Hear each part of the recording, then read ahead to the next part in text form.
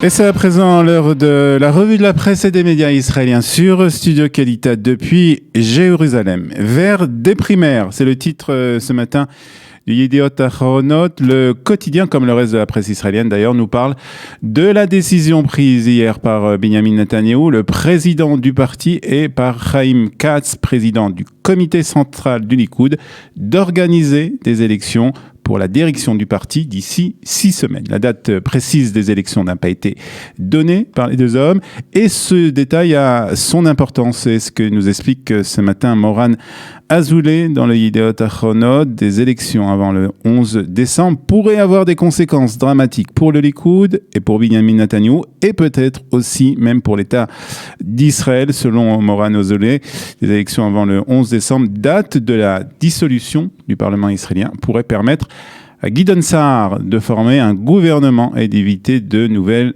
élections. Car c'est de ça qu'il s'agit, explique ce matin le quotidien, et les commentateurs politiques se posent la question ce matin dans le Yediot Aharonot de savoir si le Likoud est à la veille d'une révolte intérieure. Le parti est en ébullition, explique ce matin Yehuda Schlesinger dans l'Israël Hayom.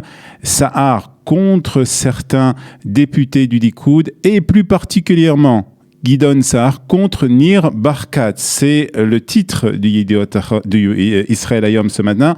Roche Béroche, face à face. Titre donc le quotidien ce matin. Sa'ar mène une opération qui vise à destituer Benjamin Netanyahou, a déclaré hier Nir Barkat. Israël Hayom ajoute que l'ancien maire de Jérusalem a présenté, lui, une solution alternative. Des primaires, oui, mais pas pour la direction du parti, mais pour élire un vice-président du parti qui pourrait remplacer Benjamin Netanyahou si celui-ci était inculpé par un tribunal. Le Maariv ajoute qu'une manifestation de soutien à Benjamin Netanyahou aura lieu mardi à Tel Aviv. Soutien total au Premier ministre, c'est ce que déclarent certains membres du Likoud. À la veille de cette manifestation, le Maariv aussi nous parle de ceux qui ne parlent pas au sein du Likoud. Ces ténors qui restent pour le moment encore silencieux. Le Haaretz rapporte que le Sheikh Salah, le chef de la branche nord du mouvement islamique en Israël, a été condamné hier pour incitation au terrorisme après un discours qu'il a prononcé en 2017, un discours dans lequel il saluait une attaque meurtrière sur le mont du Temple.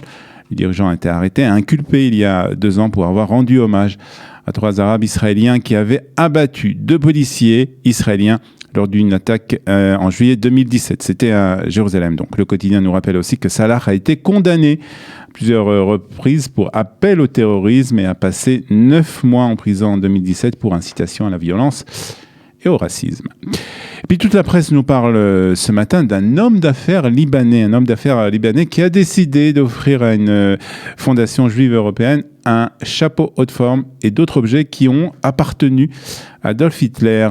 Cet homme d'affaires les a achetés lors d'une vente aux enchères pour éviter leur utilisation à des fins de propagande. C'est ce que nous explique ce matin le Yediot Aharonot, le président du Congrès juif européen, qui a donc reçu ces objets. Le rabbin Menachem Margolin s'est dit bouleversé par le geste du milliardaire. C'est ce que déclare donc ce rabbin au journal Yediot Aharonot. Abdallah Shalita, c'est le nom donc de ce milliardaire, a déboursé la somme de 545 000 euros pour acquérir 10 lots, dont un chapeau haute forme, donc comme je vous ai dit, qui a été porté par Hitler, une machine à écrire, ainsi qu'une édition de luxe de son livre Mein Kampf.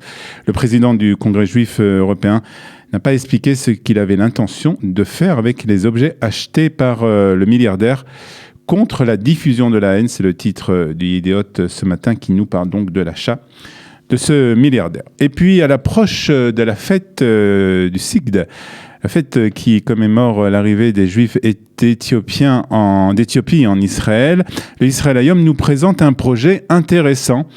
Ils sont montés et ils ont réussi. C'est le titre de ce projet va être pendant toute cette semaine, donc dans ce journal. Le journal a en effet décidé de parler de success story des membres de la communauté juive éthiopienne qui ont particulièrement réussi leur intégration en Israël.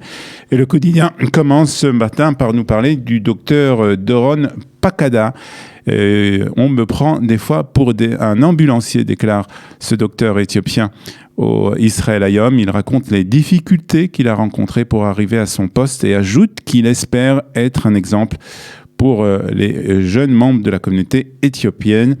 L'intégration des Juifs d'Éthiopie a été accompagnée de beaucoup de difficultés, explique ce matin aussi le journal. Mais ces dernières années, selon une enquête réalisée dernièrement, des progrès sensibles ont été enregistrés, en particulier dans le domaine des études universitaires. Ils étaient en effet 2372 à étudier à l'université. Ce chiffre est passé à 3417 pour cette année. C'est ainsi que se termine ce matin la revue de la presse et des médias israéliens sur Studio Kalita.